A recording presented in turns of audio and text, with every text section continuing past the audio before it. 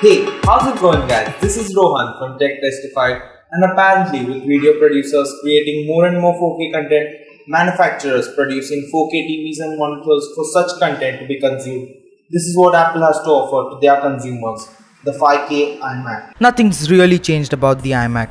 It's that same metal build with that laminated display and has a slight bulge on its rear side, but that's not a bad thing either. It's really pleasing to the eye. The major selling point of this iMac, which distinguishes it from its older brother, the 2013 iMac, is that display, which comes in at a resolution of 5120 by 2880, which if you're counting is 14.7 million pixels.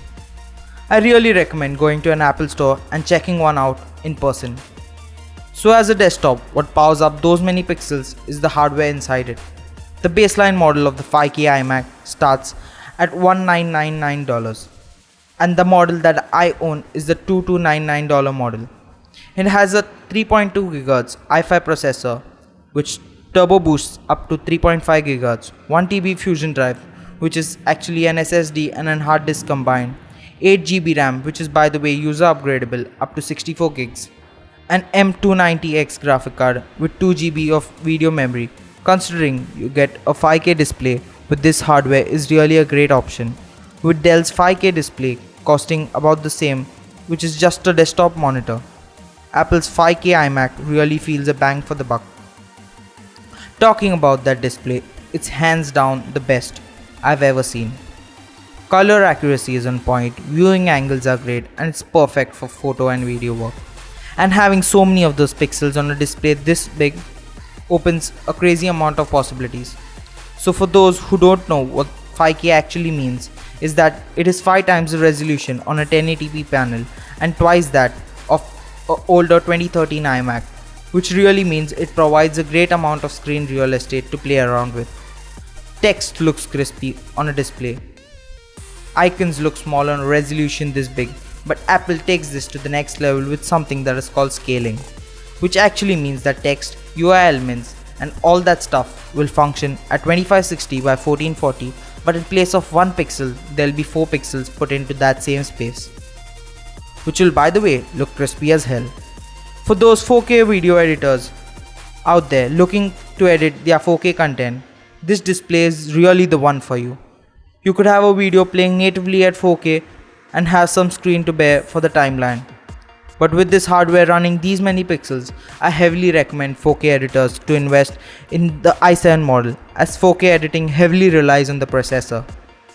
Also, it helps increase productivity, as you can have a ton of windows open and still have some space to bear on the screen. This is where the iMac really shines.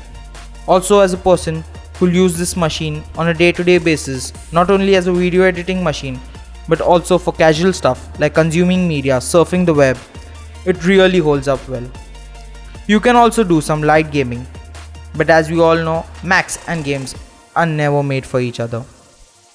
For benchmarks, I ran Geekbench, which gave me a score of about 4000 with single core and 12000 with multi-core, which is not that bad at all considering the 5K display. It also runs OS X, El Capitan, and the software is really a treat to use. It really feels like it was made to show off the 5K display, and the user experience was really awesome. So as a test, rendering a 1080p project took me about 4.5 minutes on Premiere Pro, which is the software I use on a day-to-day basis, and a 4K video took about 20 minutes, which was really sweet. Also, I heavily recommend investing in flash storage. For starters who don't know what Fusion Drive really means, is that it's a SSD and a hard disk combined. So what this actually does is that all your frequently used apps and softwares are stored on the SSD, which helps launch these apps and softwares relatively faster. The 1 TB Fusion drive on my unit dished out a speed of 300 megabits for write and 540 megabits for read. The GPU really performed efficiently. Apple has a great history of cooling things up to a certain extent, and the iMac gets really hot while running games and video editing applications. And that's what causes it to be a little less efficient. It comes in its design. It really catches eye with its metal build, laminated display, and that compact desktop form factor. It looks gorgeous on your desk and has no hassles of cables running all around. The speakers at the bottom and the quality is really great on those. The iMac also houses a 720p web camera which works but not that great. The iMac is not for everyone, but for those who it is, they'll really enjoy the experience. The iMac is actually made for a small group of people who don't want to jump full force for a workstation grade machine but don't want to settle even for a smaller or lower end one. So that's been it for this video, guys. If you liked it, don't forget to like it. If you loved it, do subscribe, and I'll catch you guys in my next one.